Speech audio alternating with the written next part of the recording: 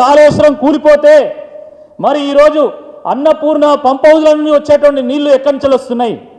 అవి ఏ నీళ్ళని అడుగుతున్నాం. ఒకవేళ కాళేశ్వరం కూలిపోతే రంగనాయక్ సాగర్కి వచ్చేటువంటి నీళ్లు ఎక్కడి నుంచి వస్తున్నాయి? ఒకవేళ కాళేశ్వరం కూలిపోతే మల్లన్న సాగర్కి వచ్చేటువంటి నీళ్లు ఎక్కడి నుంచి వస్తున్నాయి? ఒకవేళ కాళేశ్వరం కూలిపోతే కొండపోచమ్మకు వచ్చేటువంటి నీళ్లు ఎక్కడి నుంచి వస్తున్నాయి?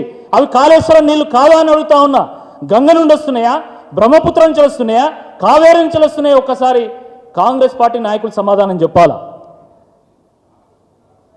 ఒక్క ఎకరా నీరు కూడా వారలేదు, ఒక్క ఎకరాలో కూడా పంట పొలాలు పండలేదు కాళేశ్వరం వల్ల అని మాట్లాడుతున్నారు కదా. మరి ఈ రిజర్వాయర్ల నుంచి ఈ పంప్ హౌస్ నుంచి వచ్చేటువంటి నీళ్లు ఎవరు మింగుతున్నారు? ఉత్తమ్ కుమార్ రెడ్డి ఆ పంప్ హౌస్ దగ్గర నోరు అప్పగించి నీళ్లను మింగేస్తున్నాడా?